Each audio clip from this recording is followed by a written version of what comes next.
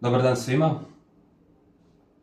Dobrodošli na predstavljanje Mozaikovog nakladničkog plana.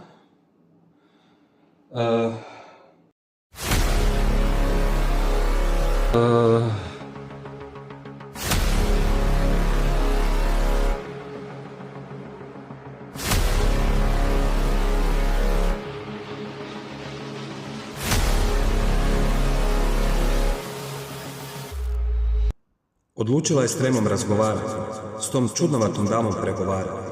Na susretu punom smijeha i plača, Trema je dala do znanja da shvaća. Pristala je malo umanjiti snagu i pretvoriti se u suradnicu dragu.